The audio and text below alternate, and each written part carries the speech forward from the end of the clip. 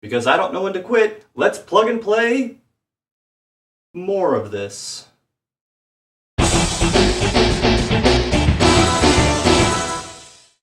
Happy concert. Oh god, we're off to a bad start already. Is that a 12-year-old Titus?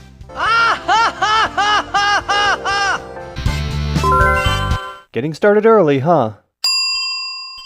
You're playing a rhythm game to lead a marching band, so I don't know why this game is called Happy Concert.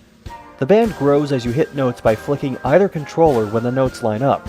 This should be really easy considering that all 2 songs in this game play at a snail's pace. Stars and Stripes Forever is not supposed to be this slow.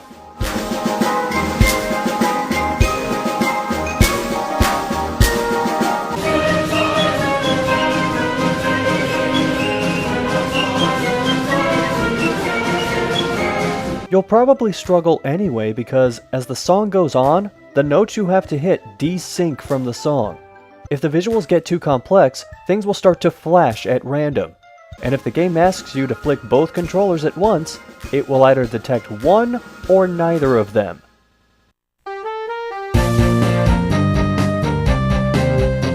What can I even say at this point?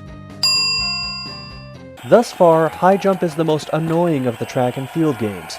If for no other reason, then I can't figure out how it works. Speed doesn't seem to affect jump height, the angle somehow doesn't have a significant impact on jump height, and I'm not entirely convinced the measurement isn't for horizontal jump distance instead of jump height. More importantly, in the high jump event you're supposed to set the bar to a certain height and then get 3 attempts to clear it, not have the bar a meter or 2 high and then jump as high as possible over it. This game gets damn near everything wrong. Going by this title screen, horse racing speed must think it's the initial D of horse racing. If that means the horses can drift and the soundtrack is all Eurobeat, this could be fun. They can't, it's not, and it isn't. The only nice thing I can say about this is that someone bothered to look up some horse racing terminology to describe the horses. Other than that, it's a mess. The stats for each horse don't seem to matter, and the speed you're moving at usually doesn't fit well with the choppy animations and backgrounds, which only look smooth when running at top speed. Horses often don't respond to whips, and even when you're trying to be conservative with stamina, it constantly runs out well before the race ends. I only managed to win 1 race, and my reward for it was having my horse and jockey dipped in chrome. I guess this is how they save money instead of having to make new trophies each race.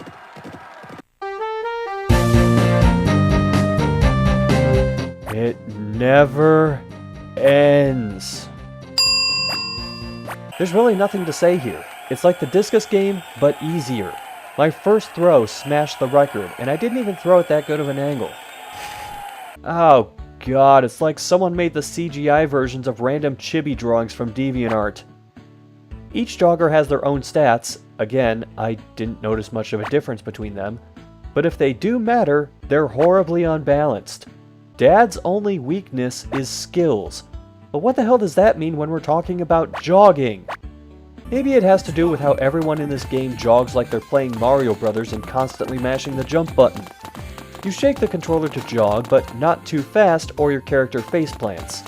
The only excitement here is that sometimes the road gently turns to one side or the other, and other characters who you never saw at the starting line will teleport ahead of you. Other than that, the game is painfully slow, which only gets worse when you up the distance of each jog. It pretends it's keeping track of how many calories you burned, but it doesn't keep track of where anyone is or what place you're in, so you can't really win a race. Wonderful. Step forward. Wait, what? Little Hunter is somehow considered a sports game. Well, I guess there is technically javelin throwing. I knew I was going to have a good time when I tried to go to the help menu, and instead it sent me to the character select screen. The game recycles the throw sounds from the snowball fight game, and a lot of generic growls and roars I've heard in countless games and movies before.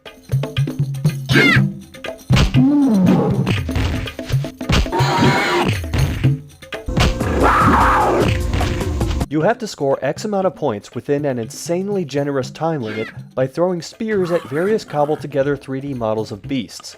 like warthogs or kinda sorta not quite griffins. Different beasts give different points, and the difficulty of the throw doesn't matter. Speaking of, you set the power from 1 to 10 with the arrows to adjust throw distance. Aim with the arrows, then shake the controller to throw. Why that also couldn't be assigned to a button, I don't know. And why the power meter goes from 1 to 10 when the only numbers that affect throw distance are 2, 4, 6, 8, and 10, I don't know. And why tapping the arrows to adjust the power sometimes causes me to throw a spear, I don't know. And why the game randomly locks me in place until I throw an arbitrary number of spears, I really don't know. Little Ninja. This is a sports game. Go with it. It's like a rail shooter, but all you have is a sword. In that regard, I could compare it to Flash of the Blade or Blade of Honor, which were decent if the arcade machine was working properly. The problem is, this is the Lexibook 201 game console. If more than one enemy is on screen, the game slows to a crawl. And while enemies are supposed to attack in a set sequence, sometimes that sequence gets broken and more than one enemy tries attacking at the same time. The controls are horrible. You're supposed to swing in any direction to attack, but I found myself violently shaking the controller just to get one attack to register. When that didn't work, I'd usually end up taking multiple hits. The one thing that did work consistently was defending by holding down, but that automatically stops if you defend for too long. There were a couple special attacks which work sometimes. One performs several slashes to whoever's in front of you. The other is a goddamn Naruto jutsu attack, which, I guess, is supposed to hit everything on screen. But it won't hit an enemy if they're leaving the screen, in midair, or directly in front of you. At least judging by the level screen, there are only 5 or 6 levels, and after each one, your performance gets ranked. I thought Primary Ninja was the best one, but at some point I got Senior Ninja, so I have no idea how this works. Well, at least I managed to complete the final well, maybe there's something new about these. No, it's the same thing with the same 4 enemies as the rest of the game, but with different backgrounds. Moving on.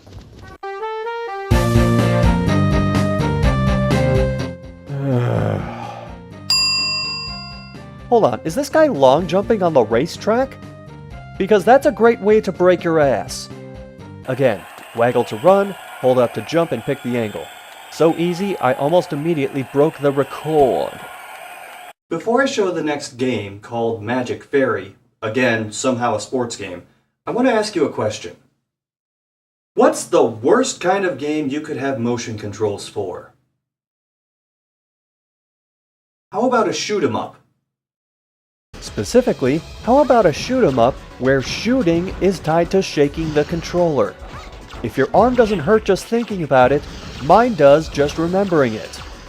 Hit detection is suspect at best, though that can often work in your favor and sometimes you can't move and shoot at the same time. Shooting too much can make it hard to see items or enemy projectiles. And is it just me, or does the boss music sound like someone ripping off Star Fox's Corneria music?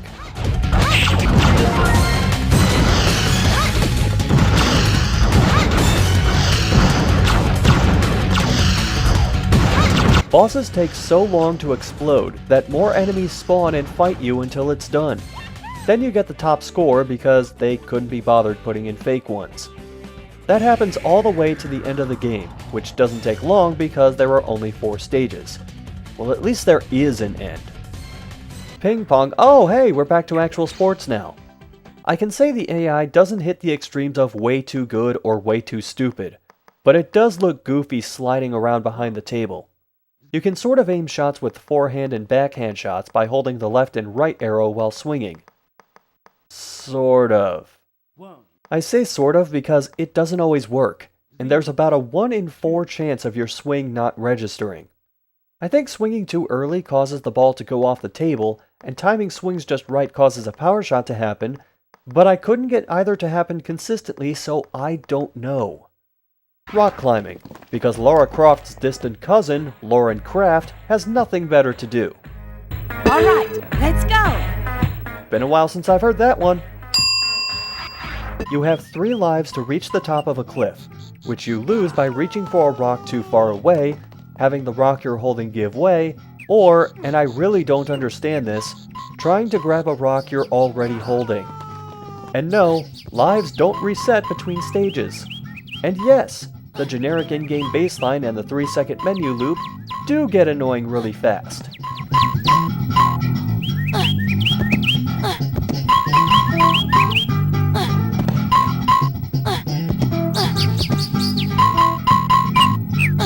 Oddly enough, this game has the most complicated controls so far, but they work! They actually work!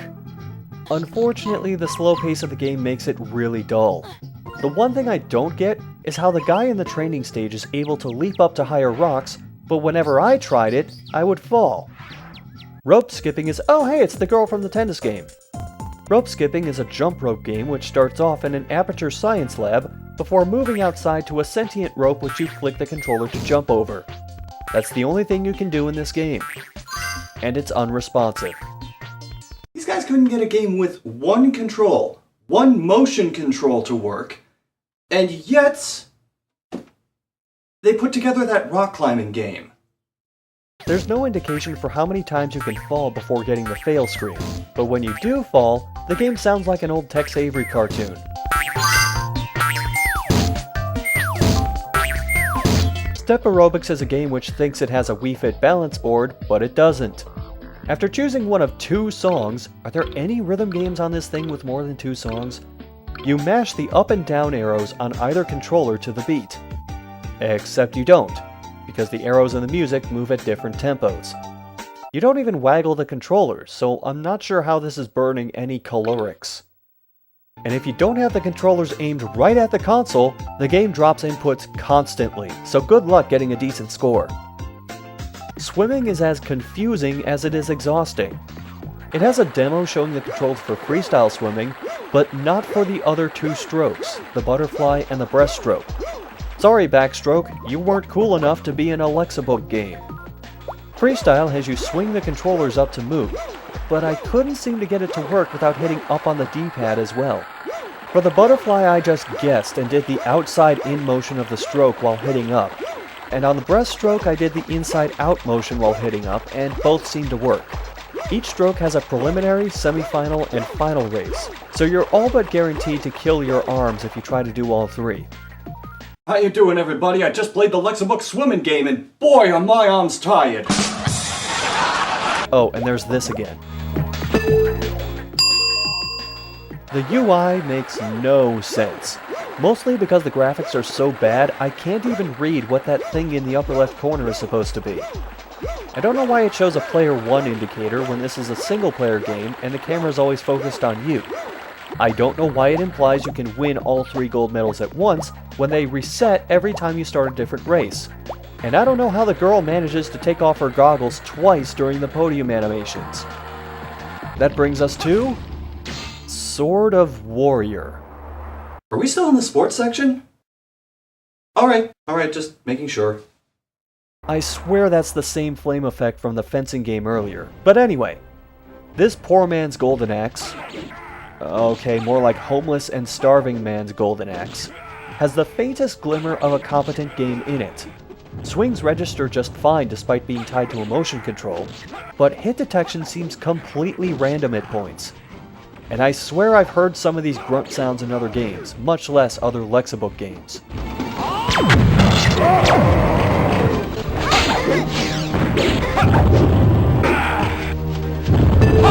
Damn it! Trampoline! Trampoline! He said what now? Trampoline has you pick one of 2 characters and repeatedly stamp on the flag of Scotland. The demo shows how to bounce higher, but doesn't explain how tricks work, which is by entering a bunch of random QuickTime directions. Inputs for D-pad directions drop frequently, but the clockwise and counterclockwise motions are by far the least consistent. All you can do is enter tournament mode, which consists of 1 round and a high score screen before immediately ending. I had more fun just sitting at the character select screen and switching between characters over and over. I'm Igor. Hi, I'm Mike. Hi, I'm Igor. Hi, I'm Mike. Hi, I'm Igor. Hi, I'm Mike. Hi, I'm Igor. Hi, I'm Mike. Hi, I'm Igor. Hi, I'm Mike. Make it Hi, stop. I'm Igor. Damn it, Wade. Running requires 2 controllers, which the game doesn't mention, and then all jumps are done with the up button on the first one. I only played it once and demolished the record. Variety Show is awful in just about every conceivable way. You pick a clown with a terrible voice sample, Wow! Oh yeah! then balance on a ball while people throw things at you, which I'm guessing is something that happens to clowns a lot. And you're supposed to catch and juggle them by flicking the first and second controllers, while also using the D-pad to move side to side. These inputs flat out don't work. I frequently wound up with one arm stuck in the catch and throw motion, repeatedly had inputs not work and dropped whatever I was juggling, and sometimes I even got the controls to work, but the item I was trying to juggle fell through my arm anyway. And you do this for 2.5 minutes straight. That may not sound like much, but here it feels almost as long as a Metal Gear Solid cutscene.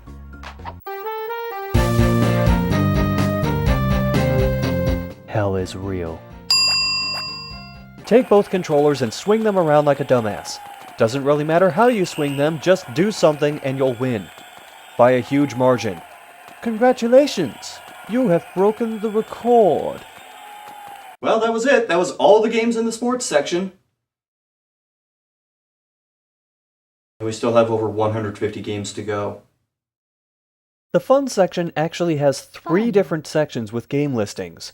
The main menu, More. the game player, and the more section. One of the main menu games is Solitaire. I never thought I'd say this about a card game, but these controls are awful. The game sometimes automatically moves the cursor to different cards, and you can easily end up moving to the menu by accident and resetting or exiting the game. There are no options to change the card designs or number of cards dealt from the stock, and there's no timer or way to keep score. In other words, this version of Solitaire is inferior not just to whatever version is on your current operating system, it's inferior to the version of Solitaire packed with Windows 3.1. Remember what happened when you won at that game? How the cards would fly out one by one, leaving streaking card patterns across the field of play? What happens when you win at Lexibook Solitaire? Oh. Ball Blaster is that Marble Blast game you see on tablets and bars played by designated drivers and grandmothers. Aiming with the clunky D-pad is harder than it should be, and sometimes balls end up positioned in places it seems they shouldn't based on where they hit. There are power-ups, but outside of the one that pauses the balls and the bomb which blows up several of them, I couldn't tell what most of them did. That music loop doesn't help either.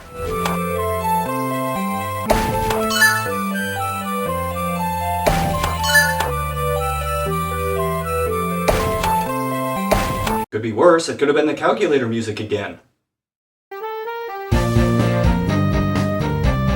What? I thought we left this music back in the sports section! Square is Tetris.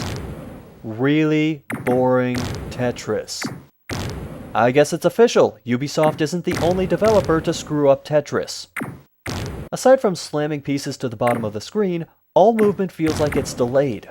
There are columns on the screen which help you line up drops, but that's the game's only redeeming quality. You play as one of the characters from the bowling game, each of which has stats which don't matter and don't make sense. How does permanence help a person make lines? There is no music of any sort. The enemy you play against in single player game overs way too quickly. Nothing special happens if you get a Tetris, and the game doesn't progress quickly enough to stay interesting.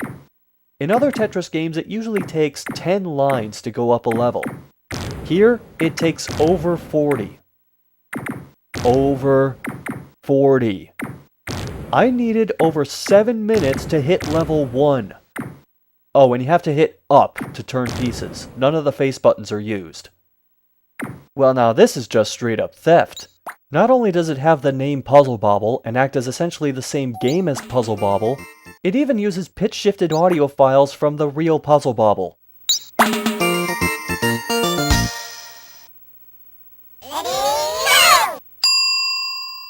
I don't know who the hell you are, kid, but go home. We want the dinosaurs. It doesn't keep score, has no music, its visuals are on par with a freshman college art project, and it's really only challenging if you're colorblind, like me, and mix up some of the orbs. Now let's dig into the game player section. From this point on, most of the games ask that you play them by flipping the controller on its side. This is an unorganized mess, with a bunch of games listed in a seemingly random order, then another list below that of raw.wxn files. For the uninitiated, WXN files are bootleg encrypted Famicom ROM images originating from Weisheng Education Technology in Fuzhou, China. Well, that explains the voiceovers and the Chinese files I found earlier. That doesn't look anything like the logo to the movie Robots. I don't know what you're talking about.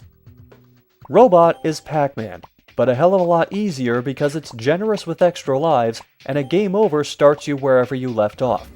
The trade-off is... the fruit is not optional.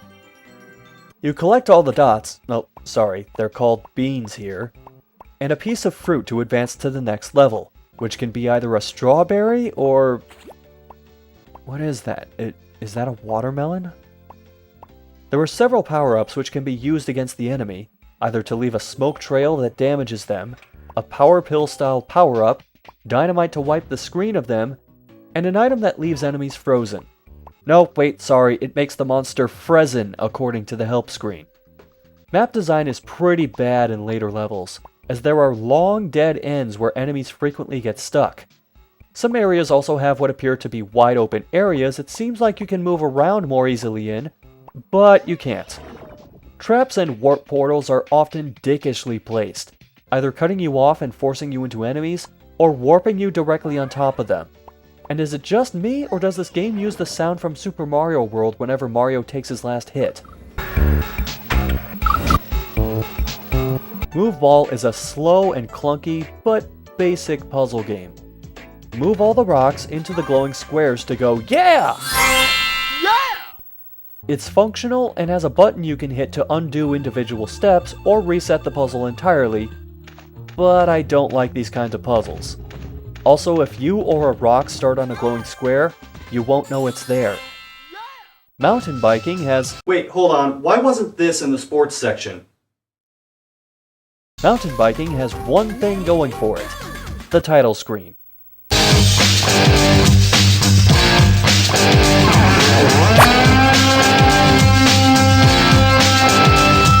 It's like Road Rash, but with no weapons or police, and with regular bikes, only 3 tracks and a time limit, at least on level mode. Stars boost your score or give you 5 extra seconds. Shields give you a temporary protective field, and you can use it to ram other bikers. Lightning bolts give you a speed boost. What, you're acting like you've never seen a mountain bike with a magically appearing nitrous oxide injection system before? I can't say this game isn't in the sports section because it has no motion controls. Whenever you're hit, you have to swing the controller back and forth to try and regain your balance. Most of the time, this doesn't work. The goal is to get first place, but riders only appear in small groups, so it's tough to gauge where you're placed most of the time. That and riders you pass seem to vanish from existence. The game's biggest obstacle is that it doesn't run smoothly. At all. Steering is stiff as it is, but it's way worse whenever the game's frame rate takes a dive. Still, I did manage a couple races where my rider won, and got a cup which turned him into a ghost. Okay, now it's Road Rash without weapons or police. You pick a palette-swapped racer and go through 3 courses, in order, trying to get first on each. The controls are actually okay, and the game runs fairly consistently. However, it does have several problems. The way obstacles come into view makes it difficult to tell where on the road they are.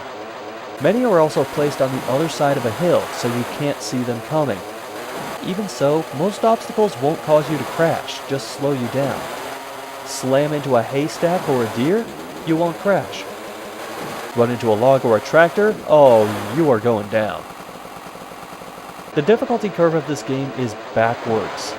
I was nearly flawless on the first race and only placed second. Meanwhile, on the last race, I took first place by the time lap 2 started and wound up winning by a huge margin. Not that it matters, because the podium is a generic JPEG which always shows the same racers in the same places, regardless of what color you picked or where you placed. Part of the reason the other racers do so well at this is that they phase through obstacles instead of crashing into them. Oh, and did I mention my favorite thing about this game is what each race sounds like? 1, 2, 3, go!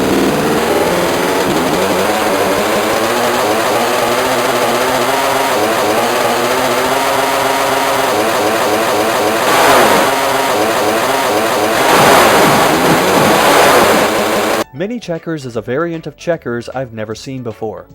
First off, it's single player. Second, it has a diamond-shaped board and only has a couple spaces which don't have pieces in them.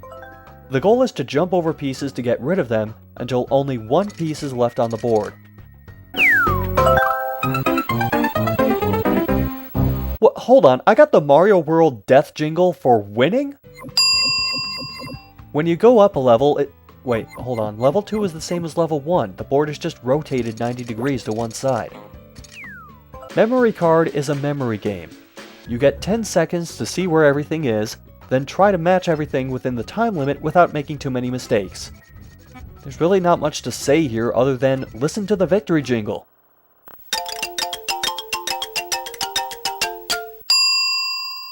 We might as well end this part with a game I'm terrible at. Maze Adventure. You play as the same kid from Goofball, trying to get to the exit of a level while avoiding whatever this abomination is supposed to be. Every step you take, the enemy can take 2 steps. That thing on the ground? I don't know what it is, because I could never reach it. I tried going through and finding permutations where the monster wouldn't immediately catch up to me, but nothing I tried worked. Maybe I just wasn't thinking clearly because I absolutely hate these kinds of games. The level being so damn small does nothing to help matters, so fuck it!